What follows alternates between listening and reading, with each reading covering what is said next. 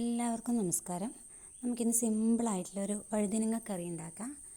അതിന് ആദ്യം തന്നെ ചീനച്ചട്ടിയിൽ വെളിച്ചെണ്ണ ഒഴിച്ച് കടുക് താളിക്കുക.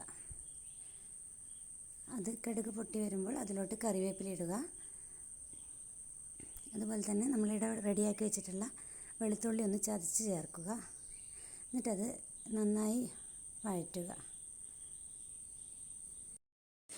വഴുതനങ്ങ കറിയും റാഗി ദോശയാണ് ഞാനിവിടെ ഉണ്ടാക്കുന്നത്. റാഗി ദോശ അഥവാ നമ്മൾ പറയും മുത്താറി ദോശ എന്ന് പറയും. അതിന് ഞാനിവിടെ അരിയും ഉഴുന്നും മുത്താറിയും ഒരേ അളവിലാണ് എടുത്ത് പുതിർത്തിട്ട് അരച്ച് വെച്ചിട്ടുള്ളത്. ഇതിനിടയിൽ ഞാൻ ആ ദോശ കൂടി ഉണ്ടാക്കും.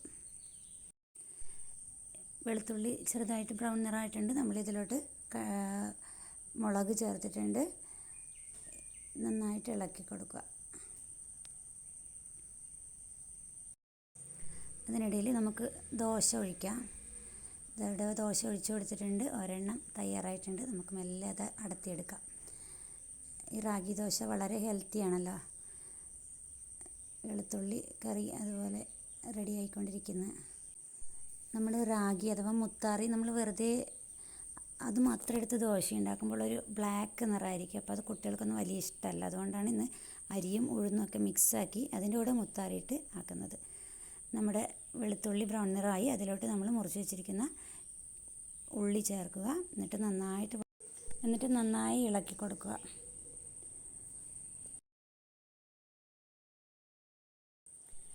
ഇനി ഇതിലോട്ട് ആവശ്യത്തിന് ഉപ്പ് ചേർക്കുക. അതുപോലെ തന്നെ നമുക്ക് മസാല വേണമെങ്കിൽ മസാല ചേർക്കാം. ഞാനിവിടെ കുറച്ച് സിമ്പിളായിട്ടാണ് ഉണ്ടാക്കുന്നത്. അധികം മസാലയൊന്നും ഉപയോഗിക്കുന്നില്ല. അതുകൊണ്ട് തന്നെ ഞാനിവിടെ കുറച്ച് സാമ്പാർ പൊടിയാണ് ഇടാൻ ഉദ്ദേശിക്കുന്നത്. ഇനി ഇതിലോട്ട് നമ്മൾ മുറിച്ച് വെച്ചിരിക്കുന്ന വഴുതനങ്ങ ചേർക്കണം. വഴുതനങ്ങ ചേർത്തിട്ട് നന്നായിട്ട് ഇളക്കുക. അതുപോലെ നമ്മൾ മഞ്ഞൾപ്പൊടി ചേർക്കണത്രേ. മഞ്ഞൾപ്പൊടി ഇപ്പോഴാണ് ചേർക്കുന്നത്. എന്നാൽ ഈ വഴുതനങ്ങ കൂടി മഞ്ഞൾപ്പൊടി പിടിക്കുമല്ലോ.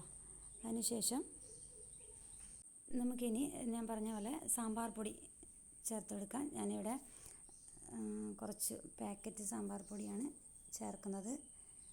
ഈസി എന്ന് പറഞ്ഞതുകൊണ്ട് ഈസി ആയിട്ട് തന്നെ സാമ്പാർ പൊടിയും ചേർക്കാമെന്ന് വിചാരിച്ചു. എരിവ് ആവശ്യമുള്ളവർക്ക് മുളക് പൊടി, പച്ചമുളക്, ചുവന്നമുളക് എല്ലാം ഇതിൽ ചേർക്കാവുന്നതാണ്. ഇവിടെ കുട്ടികൾക്ക് കൂടി കഴിക്കേണ്ടതായതുകൊണ്ട് ഞാൻ അധികം എരിവൊന്നും ഉണ്ടാക്കിയിട്ടില്ല. കുറച്ച് സാമ്പാർ പൊടി മാത്രമാണ് ഇതിൽ ചേർത്തിട്ടുള്ളത്.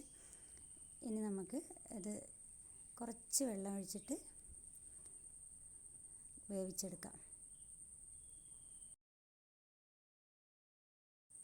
അതിനിടയിൽ നമുക്ക് ഉപ്പൊക്കെ നോക്കാം. എന്നിട്ട് ഉപ്പ് കുറവാണെങ്കിൽ കുറച്ചുകൂടി ചേർത്ത് കൊടുക്കാവുന്നതാണ്. നന്നായിട്ട് ഇളക്കി യോജിപ്പിക്കുക. ഞാനിതിൽ തേങ്ങയോ ഒന്നും ചേർക്കുന്നില്ല. അതുകൊണ്ട് തന്നെ ഇത് നന്നായിട്ട് വെന്ത് കഴിഞ്ഞപ്പോൾ കുറച്ച് ഉടച്ച് യോജിപ്പിക്കുകയാണ് ചെയ്യുന്നത്.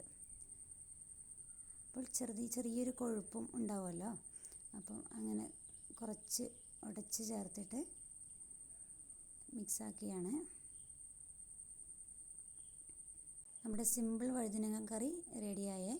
ഇതാ ഈ നമ്മുടെ റാഗി ദോശ ഒരു പീസ് എടുത്ത് ഈ വഴുതനങ്ങ കറിയിൽ മുക്കി കഴിച്ച് നോക്കൂ. നല്ല ടേസ്റ്റാണ്.